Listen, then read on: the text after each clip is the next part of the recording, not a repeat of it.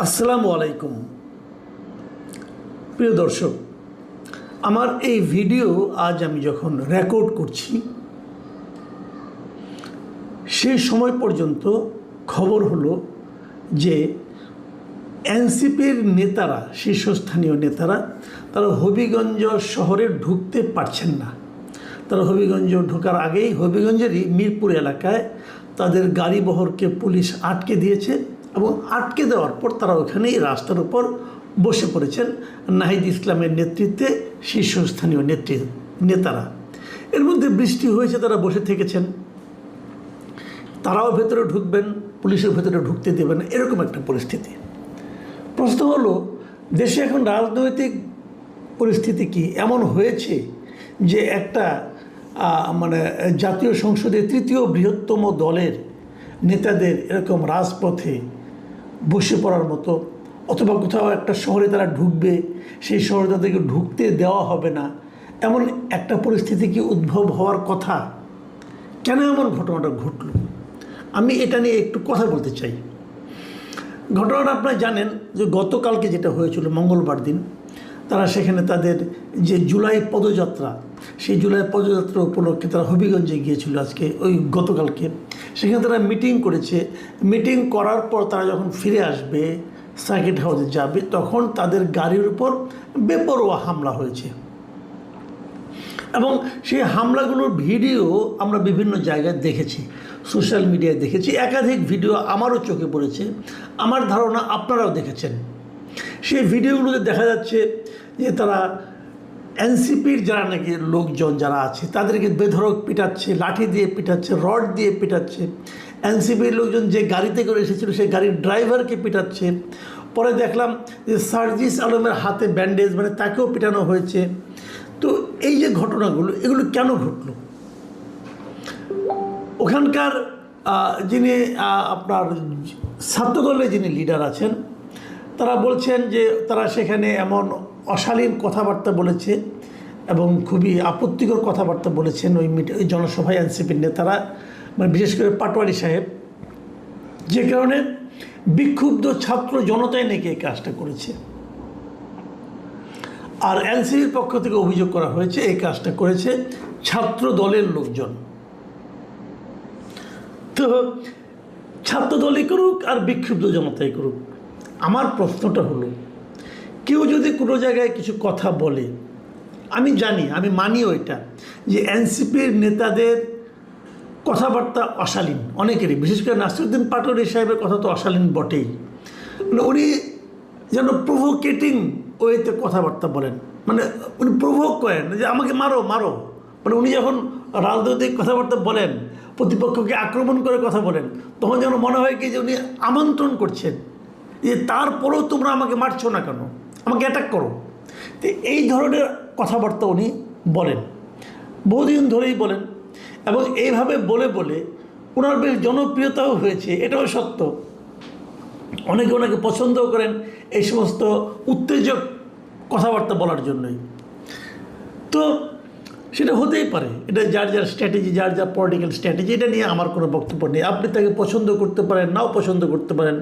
আমি ব্যক্তিগতভাবে এই ধরনের কথাবার্তাকে পছন্দ করি না। তো নাই হতে পারে। আবার আমার ঘরের মধ্যে আমার ছেলে, ছোট ছেলে, আমার ছেলে ক্লাস 10-এ পড়ে, সে আবার নাসিরউদ্দিন পাটোয়ারিকে খুব পছন্দ করে, করতেই পারে। কেন পছন্দ করে তাকে আমি জিজ্ঞাসা করিনি, তার কাছে ভালো লাগে, সে উনি পছন্দ করে। আমি পছন্দ করি না তাদের কথাবার্তাগুলো। তো এটি হলো গণতন্ত্র, যে একজনের পছন্দ হবে, একজনের পছন্দ হবে না। কিন্তু সে যত খারাপ কথাই বলুক, আপনি তার গায়ে হাত তুলবেন কেন ভাই? আমার প্রশ্নটা এখানেই। যদি আপনি মনে করেন যে তার কথায় আপনার নেতাকে অপমান করা হয়েছে, তার কথায় আপনি নিজের মানহানি হয়েছে, আপনি নিজে হয়তো অপমানিত হয়েছেন, আপনি তার বিরুদ্ধে আইনের আশ্রয় নিতে পারেন। দেশে তো আইন আছে, আপনি আইনের কাছে যান। কিন্তু আপনি তো আইনটাকে নিজের হাতে তুলে নিতে পারেন না। আপনি তার গায়ে হাত দিবেন কেন? তাদেরকে আপনি মারবেন কেন? আচ্ছা, যে লোকটা বলেছে আপনি তো তাকে মারতে পারেন, অন্যদেরকে মেরেছেন কেন? ড্রাইভারের কি দোষ রে ভাই? তাকে আপনি মারলেন কেন? এই যে মারাটা, ইচ্ছে করলে আমি একজনকে মারতে পারি, এটা হলো একটা মানসিকতা। এটা হলো একটা ফ্যাসিস্ট মানসিকতা। এই মানসিকতার প্রকাশ যে ঘটাবে সেই ফ্যাসিস্ট। সে যে দলে তাকে প্রশ্রয় দেবে, যে দল তাকে এই ধরনের আচরণ করার জন্য প্রশ্রয় দিবে, আশ্রয় দিবে, উৎসাহ দিবে, সেই দলটাই ফ্যাসিস্ট দল। ভাই, ফ্যাসিস্ট গাছে ধরে না, ফ্যাসিস্ট আচরণে বোঝা যায়, এরাই ফ্যাসিস্ট। আমি অনেকগুলো ভিডিও দেখেছি, যারা মেরেছেন তাদের প্রত্যেকের চেহারা সেখানে স্পষ্ট। সেই চেহারাগুলোকে দেখে তাদেরকে কি ধরা হবে? এই জায়গাটাতে আমার প্রশ্ন। যদি তাদের ধরা না হয় তাহলে আপনি নিশ্চিত থাকতে পারেন এরা সব ছাত্র দল, যুব দল, অথবা স্বেচ্ছাসেবক দল, অথবা বিএনপি করে। যদি এদেরকে ধরে আইনের আওতায় না আনা হয় তাহলে আপনি নিশ্চিত থাকতে পারেন। আর যদি ধরা হয় তাহলে বুঝবো, ওই যে প্রধানমন্ত্রী অনেক বড় গলায় বলেছেন না যে উনি আইনের শাসন কায়েম করতে চান, তাহলে বুঝবো যে আইনের শাসন কায়েমের সদিচ্ছাটা আসলে ওনার মধ্যে আছে। ছাত্রদলের লোকেরা বলেছে যে এরা হলো বিক্ষুব্ধ ছাত্র জনতা। যদি ছাত্র জনতাও হয় তবুও তাদেরকে বিচারের আওতায় আনতে হবে, কারণ তাহলে তারা অন্যায় করেছে। একজন লোক আপনি জানেন যে সে খারাপ, জানেন, আপনি একদম নিশ্চিতভাবে জানেন সে দুষ্ট লোক, তাকে থামানো দরকার, আপনি জানেন, তারপরেও তার গায়ে আপনি হাত তুলতে পারেন না।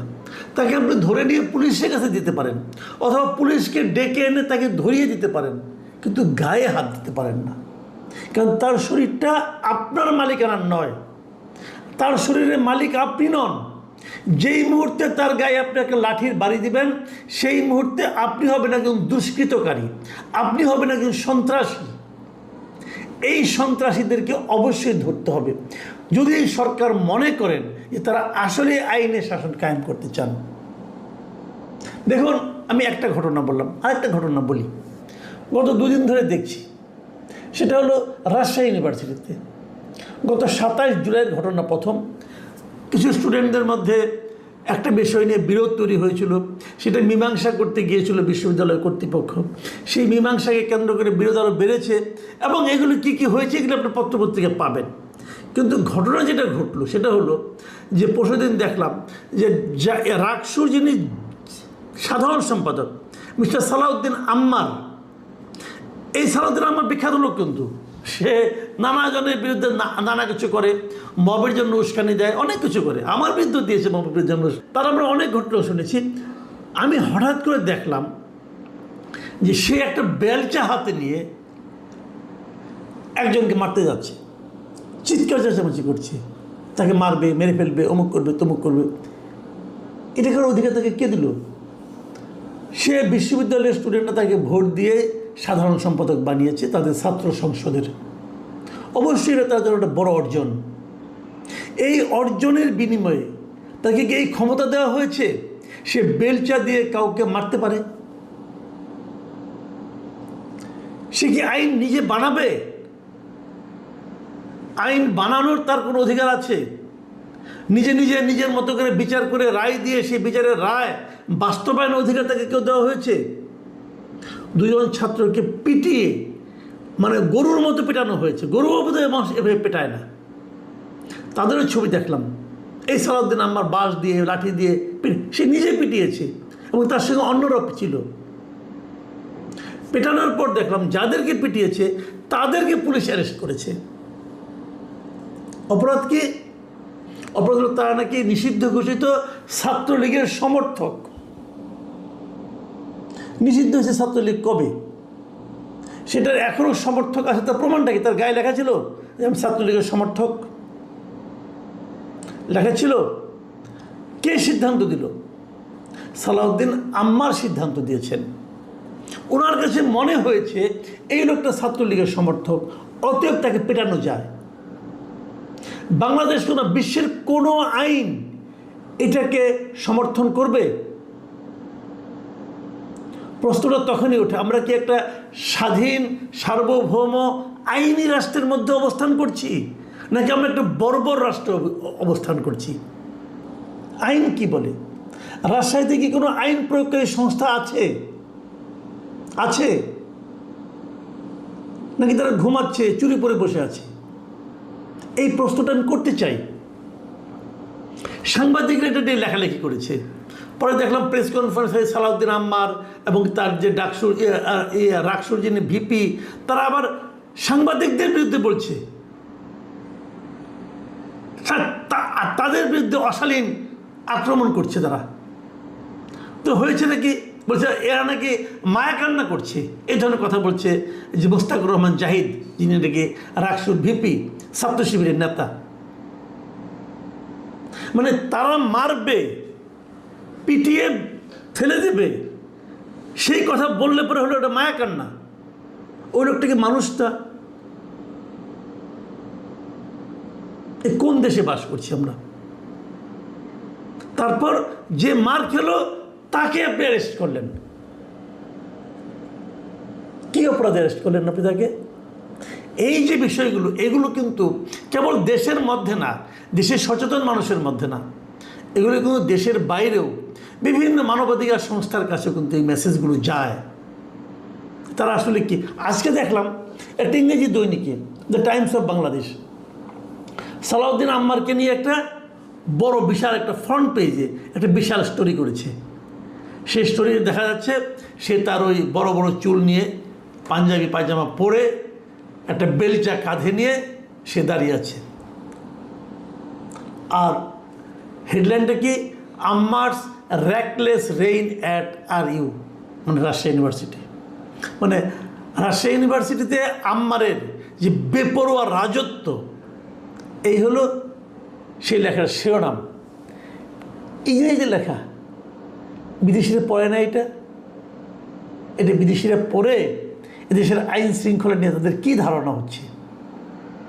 রাজশাহী যারা নাকি আইন শৃঙ্খলা রক্ষার দায়িত্বে আছেন, তাদের সম্পর্কে তাদের কত উচ্চ ধারণা হচ্ছে। বিশ্ববিদ্যালয় কর্তৃপক্ষ হয়তো, বিশ্ববিদ্যালয় কর্তৃপক্ষ করবে তো কী করবে, তারা তো নিজেরাই ভয়ে কাঁপে। কতগুলি মেরুদণ্ডী লোক ওখানে বসে আছে, নিজেরাই ভয়ে কাঁপে। এবং এই রিপোর্টটা যদি আপনারা পড়েন, যদি সময় পান পড়ে নিন, ডিটেল কাহিনী আছে আম্মারের অতীত কর্মকাণ্ড সম্পর্কে। সেগুলো পড়লে যে কেউ বলবে এই ছবিটা বরং কম করা হয়েছে, ছবিটাতে কম দেখানো হয়েছে। আমি মাননীয় প্রধানমন্ত্রীকে বলবো যে আপনি আপনার কোন ইমেজটা মানুষকে দেখাতে চাচ্ছেন, আপনি আপনার কোন ইমেজ তৈরি করতে চাচ্ছেন।